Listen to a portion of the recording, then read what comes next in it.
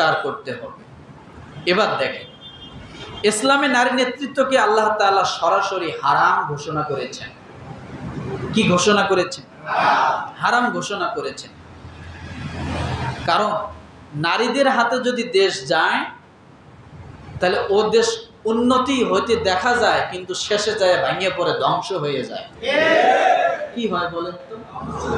দেখা যায় উন্নতি হচ্ছে, কিন্তু আসলে ওটা উন্নতি না, ওটা ধ্বংসের দ্বার প্রান্তে হুহু করে দৌড়াচ্ছে। তার প্রমাণ বাংলাদেশ। তার প্রমাণ কি? যদিও দেখা যায় উন্নতি, কিন্তু আসলে উন্নতি না, পুরো দেশটাই ধ্বংসের একেবারে শেষ প্রান্তে চলে গিয়েছিল। তাহলে নারী নেতৃত্ব যেখানেই থাকুক না কেন, সেখানে কি হবে? আল্লাহর রহমত সেখানে কোনোদিন থাকতে পারে না। এখন কথা হলো, এই নারীরা, এই নারী সংস্কার কমিশনের এই নারীরা, মহিলারা, এরা একটা দলিল পেশ করছে। কি পেশ করছে?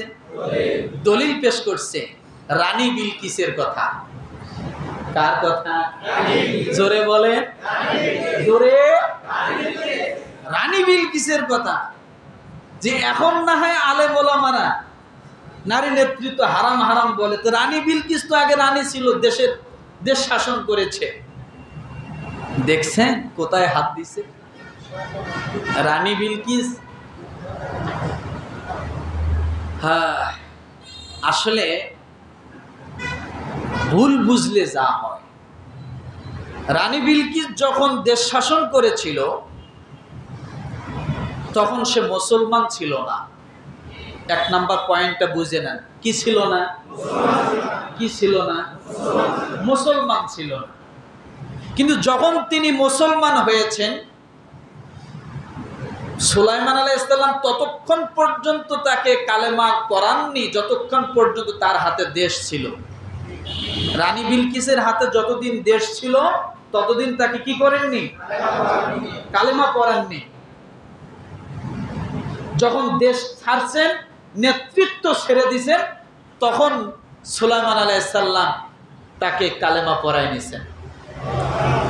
তখন তিনি সুলাইমান আলাইহিস সালামের দলে ঢুকে গেছেন, আর তার নেতৃত্ব সুলাইমান আলাইহিস সালামের হাতে তিনি অর্পণ করেছেন। প্রমাণ কি? প্রমাণ দরকার আছে না? ইন্নাহু মিন সুলাইমান ওয়া ইন্নাহু বিসমিল্লাহির রহমানির রহিম আল্লাহ তা'আলু আলাইয়া ওয়াতুনি মুসলিমিন। সূরা নাম আপনি পড়ে দেখতে পারেন, 19 নাম্বার পারায়। আল্লাহ তা'আলু আলাইয়া ওয়াতুনি মুসলিমিন। এ পাখি হুদহুদ, তুমি যাও চিঠি দিয়ে আসো জানালা দিয়া। এই কথা বলতে গেলে কয়েক ঘন্টা চলে যাবে আমি যদি রানী বিলকিসের ঘটনা বলতে যাই। সুলাইমান আলাইহিস সালাম পাখিকে চিঠি দিয়ে বললেন যাও। ওয়াতাফাক্কাদাত তায়রা ফাকালা মা লিয়া লা আরাল হুদহুদা আম কানা মিনাল গায়িবিন। পাখিকে খুঁজে পায় না, আসলো। লম্বা কথা বলবো না, এখন কথা হলো সুলাইমান আলাইহিস সালাম বলে যে চিঠি দিলাম, চিঠিটা নিয়ে যায় যেভাবে পারো। রানী বিলকিস বর্তমান সময় ঘুমাই আছে, তার বুকের উপরে চিঠিটা রেখে আসো। চিঠি কার? কার? সুলাইমান আলাইহিস সালাম। চিঠিতে কি লেখা ছিল? ইন্নাহু মিন সুলাইমান। চিঠির শেষে, আপনারা অনেকেই তো চিঠি জানেন না, আগের যারা আছেন আজ থেকে 10-15 বছর 20 বছর আগে, তারা চিঠি সম্পর্কে জানেন। চিঠি লেখার শেষে যায়া ইতি মোহাম্মদ অমুক ছিল। কি ছিল? আর সুলাইমান আলাইহিস সালাম কেমন বাপের বেটা দেখেন, চিঠির শেষে নাম দেয় নাই, চিঠি লেখার শুরুতেই নাম দিয়েছে ইন্নাহু মিন সুলাইমান, নিশ্চয় এটা সুলাইমান হতে, ওয়া ইন্নাহু বিসমিল্লাহির রহমানির রহিম। চিঠি লিখছেন, প্রথম নিজের নাম দিছেন, এটা সুলাইমান হতে। কার নামে চিঠি শুরু করছেন? বিসমিল্লাহির রহমানির রহিম, আল্লাহর নামে।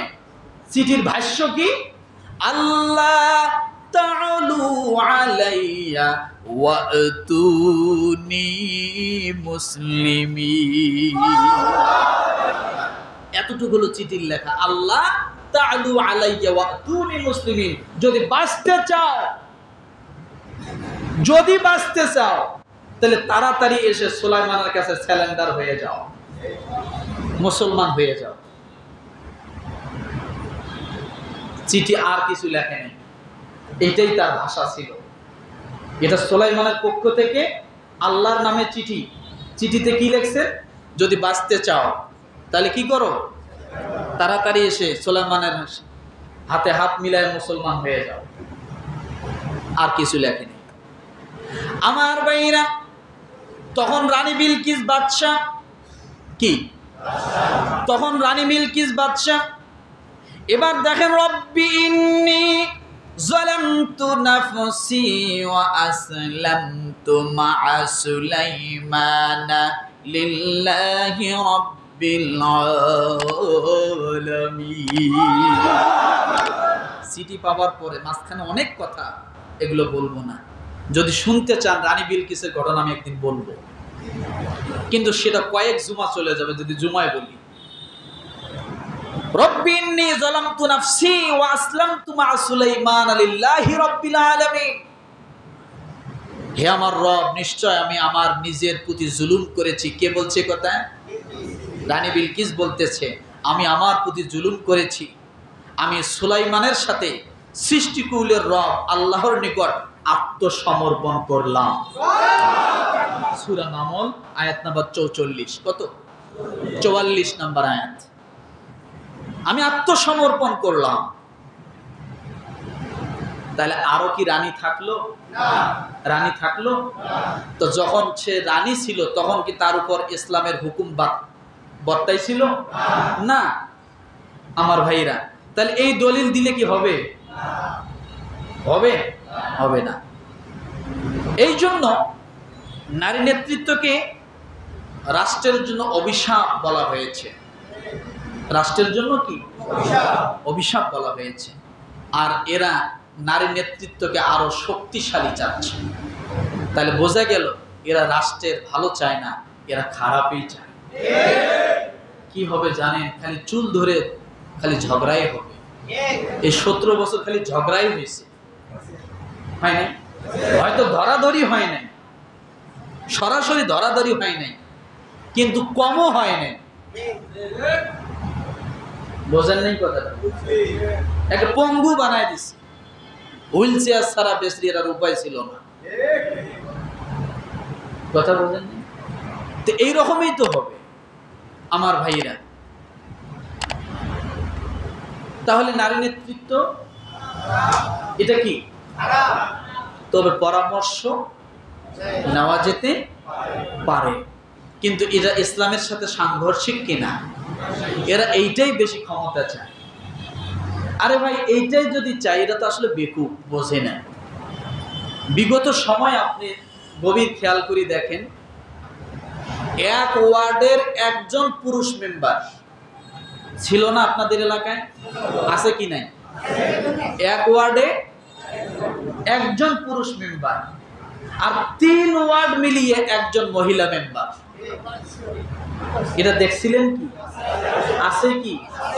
তাহলে এই তিন পুরুষের সমান এক মহিলাকে ক্ষমতা দেওয়া হয়েছিল, এতেও তারা সন্তুষ্ট না, আরো চায়। আরো কি? আরো চায়।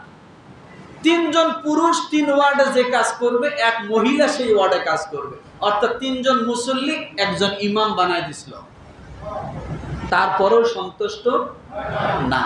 আসলে এগুলো পাগল না? বোঝে না তো? তাই তাহলে এটা ইসলামের সাথে সাংঘর্ষিক, এটা মানা যাবে? কথা বলেন।